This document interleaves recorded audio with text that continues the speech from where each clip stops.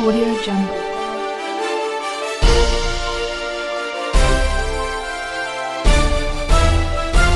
Audio Jungle. జై తెలంగాణ. ఈరోజు governor గారి స్పీచ్ మీద ధన్యవాద తీర్మానంపై ఉభయ సభల్లో చర్చ జరిగింది. మరి నిన్న గవర్నర్ గారి స్పీచ్ను చూసి చాలా మంది కూడా బాధపడడం జరిగింది.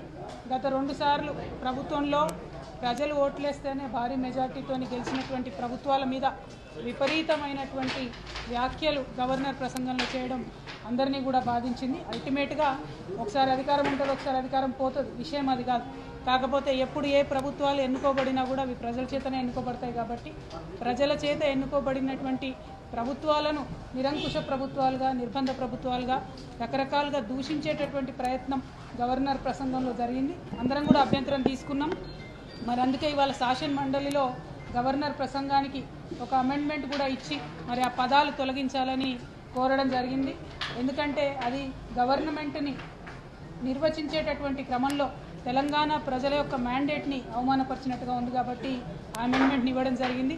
కానీ ప్రభుత్వం తొలి రోజు కాబట్టి పరిపాలన ఇప్పుడే వారు చేపడతా ఉన్నారు. కాబట్టి ప్రభుత్వం యొక్క రిక్వెస్ట్ మేరకు, వారు చేసినటువంటి అభ్యర్థన మేరకు బీఆర్ఎస్ పార్టీదే మండలిలో మెజారిటీ ఉంది.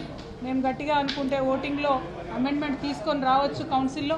కాకపోతే ప్రభుత్వానికి సహకరించాలి, తద్వారా ప్రజలకు కూడా ఒక మంచి మెసేజ్ ఇవ్వాలి అనేటటువంటి ఉద్దేశంతో మొదటి రోజు కాబట్టి గవర్నర్ ప్రసంగంలో ఉన్నటువంటి అంశాలకు తీవ్రమైనటువంటి అభ్యంతరం బీఆర్ఎస్ పార్టీ తరఫున వ్యక్తం చేస్తూ మేము మా యొక్క అమెండ్మెంట్ని విత్డ్రా చేసుకోవడం జరిగింది. అయినప్పటికీ ఆ స్ఫూర్తిని ప్రభుత్వం కూడా కొనసాగించాలని, ఎంతసేపు గడిచిపోయిన కాలంలో జరిగిన తప్పులను అనడం కాకుండా చేయాల్సినటువంటి పనులేంటి, ఎట్లా పనుల్ని అమలు చేస్తారనేటటువంటి విషయాల్ని, తెలంగాణ రాష్ట్ర ప్రగతిని ఎలా సాధిస్తారనేటటువంటి రోడ్ మ్యాప్ని ప్రజలకు చెప్పి చక్కగా పరిపాలన కొనసాగించాలని చెప్పి మేము డిమాండ్ చేస్తూ ఉన్నాం. ఎక్కడ ఏ ఒక్క సెకండ్ కూడా తెలంగాణ ప్రజలకు నష్టపరిచే నిర్ణయాలు జరిగినట్టయితే ఖచ్చితంగా శాసన మండలిలో మేమందరం కూడా ప్రజల పక్షాన పోరాటం చేస్తామని ఈ సందర్భంగా తెలియజేస్తూ ఉన్నాం. Thank you. జై తెలంగాణ. సో సబ్స్క్రైబ్ చేయండి, షేర్ చేయండి, లైక్ చేయండి.